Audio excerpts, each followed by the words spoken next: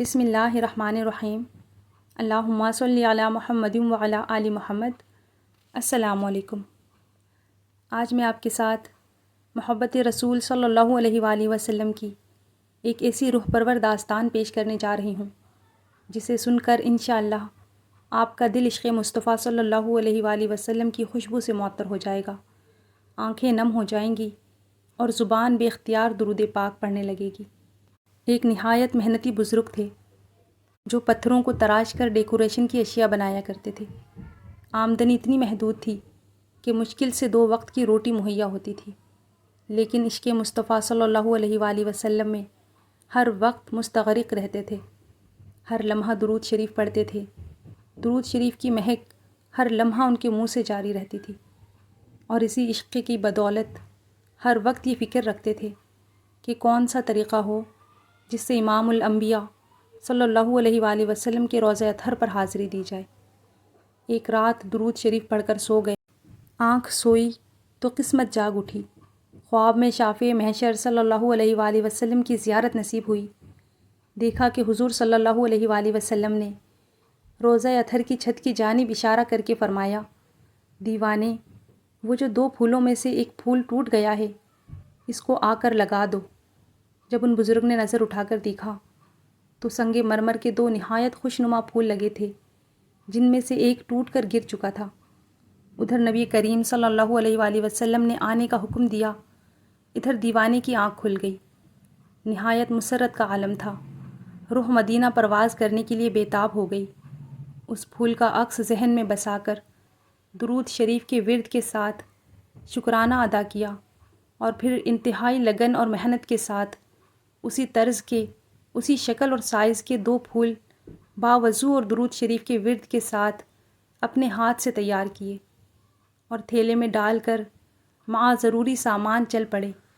جب کراچی پہنچے تو کسی نے پوچھ لیا، بزرگوں، مدینہ جانے کے اسباب کیا ہوں گے؟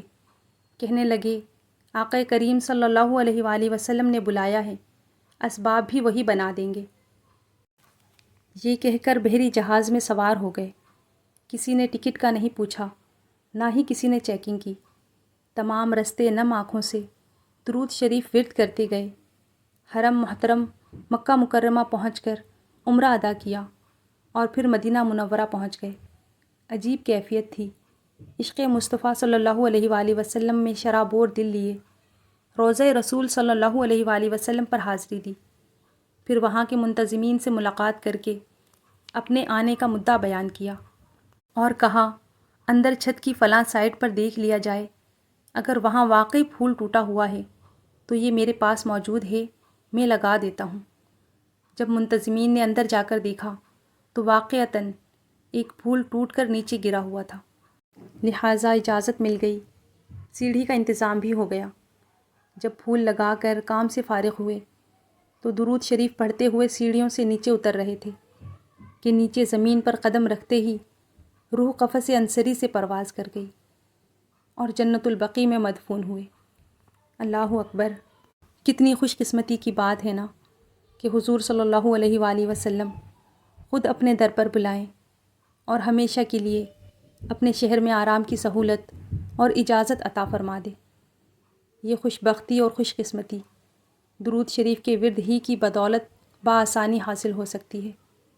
جہاں دنیاوی مشکلات، پریشانیاں اور غم درود شریف کی بدولت ختم ہوتے ہیں، وہیں درود شریف کی بدولت سرکار صلی اللہ علیہ وآلہ وسلم فیض بھی عطا فرماتے ہیں۔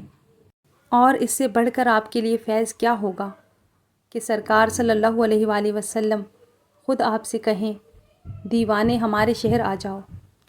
محبت رسول صلی اللہ علیہ وآلہ وسلم کوئی عام جذباتی کیفیت نہیں، یہ وہ الہامی جذبہ ہے جو دل کے سب بند دروازے اور روح کی بند کھڑکیاں کھول دیتا ہے، اور آنکھوں سے وہ آنسو بہا دیتا ہے جو وضو سے زیادہ پاکیزہ ہوتے ہیں۔ جب کسی عاشق کا دل حضور صلی اللہ علیہ وآلہ وسلم کی محبت میں سلگتا ہے تو وہ گویا کسی خاموش آگ میں جل رہا ہوتا ہے۔ وہ آگ نہ تو دھواں دیتی ہے نہ شعلے، لیکن اندر سے سب کچھ جلا کر پاک کر دیتی ہے۔ یہی وہ آگ ہے جو گناہوں کو راکھ کر دیتی ہے، اور پھر اس راکھ سے ایک نئی روح جنم لیتی ہے۔ دل جب محبت رسول صلی اللہ علیہ وآلہ وسلم میں سلگتا ہے تو زبان پر الفاظ نہیں رہتے، بلکہ صرف درود شریف رہ جاتا ہے۔ درود وہ زمزم ہے جو جلتے ہوئے دل کو سیراب کرتا ہے، بکھرتی روح کو سمیٹتا ہے اور آنکھوں کی تڑپ کو نور میں بدل دیتا ہے۔ جو آنکھیں محبت رسول صلی اللہ علیہ وآلہ وسلم میں بھیگتی ہیں، ان کے آنسو کعبے کے غلاف سے زیادہ معطر ہو جاتے ہیں۔ کبھی کبھی کوئی تنہائی میں بیٹھا شخص دنیا سے خفا دل پر ہزاروں زخم لیے صرف ایک بار اللہم صلی علی محمد وعلی آل محمد پڑھتا ہے تو اس کی رخ میں مدینے کی خوشبو گھل جاتی ہے۔ وہ خوشبو جو دل کو کھینچ کر روضہ رسول صلی اللہ علیہ وآلہ وسلم کے در پر لے جاتی ہے، چاہے خواب میں، چاہے خیال میں، یا صرف دل کی دھڑکنوں میں۔ ایسے لمحے میں بکھرتی روح کی کوئی پرواہ نہیں رہتی، بلکہ اس بکھرنے میں سمٹنے کا راز چھپا ہوتا ہے۔ تڑپتی آنکھوں سے نکلنے والے آنسو محبوب دو عالم صلی اللہ علیہ وآلہ وسلم کے ذکر سے جب درود کے موتیوں میں ڈھلتے ہیں تو وہ نہ صرف عرش کو ہلا دیتے ہیں، بلکہ دل کو وہ قرار عطا کرتے ہیں جو دنیا کی کسی دوا، کسی دعا میں نہیں۔ درود پڑھنے والا جب دل سے درود پڑھتا ہے تو وہ فقط زبان نہیں ہلاتا، بلکہ وہ اپنے پورے وجود کو، اپنی ہستی کو اور اپنی تمام تر شکستگی کو اس نورانی جملے میں سمو دیتا ہے۔ یہی درود اسے آقا دو جہان صلی اللہ علیہ وآلہ وسلم کی بارگاہ میں لے جاتا ہے۔ پھر وہاں سوال نہیں ہوتے، صرف قبولیت ہوتی ہے۔ ایسے لمحات میں انسان کو اپنی دعاؤں، حاجتوں، فریادوں کا بھی خیال نہیں رہتا، کیونکہ اس کے لبوں پر محبوب صلی اللہ علیہ وآلہ وسلم کا نام ہوتا ہے، اور یہی سب سے بڑی دعا بن جاتی ہے۔ محبت رسول صلی اللہ علیہ وآلہ وسلم میں آنسو بہانا دراصل روح کو غسل دینا ہے۔ جب دل محبت رسول صلی اللہ علیہ وآلہ وسلم میں سلگتا ہے تو یہ سلگن اسے جلا نہیں دیتی، بلکہ جلا دیتی ہے۔ تو آئیے درود شریف کے رستے پر چلنے کا عہد کرتے ہیں، اور یہ بھی عہد کرتے ہیں کہ درود شریف کی دعوت کو دنیا کے کونے کونے میں پھیلائیں گے۔ اللہ تعالیٰ سے دعا ہے کہ ہمیں اپنے محبوب حضرت محمد مصطفیٰ صلی اللہ علیہ وآلہ وسلم کی سچی اور کامل محبت عطا فرمائے، ہمارے دلوں کو درود پاک کی مٹھاس سے آباد فرمائے، ہماری زبانوں کو ہمیشہ درود و سلام سے تر رکھے، اور ہمیں ایسی زندگی عطا فرمائے جو حضور صلی اللہ علیہ وآلہ وسلم کی سنتوں کے مطابق ہو۔ آمین یا رب العالمین۔ محبت سے درود پاک پڑھ لیجئے صلی اللہ علیہ وآلہ وسلم۔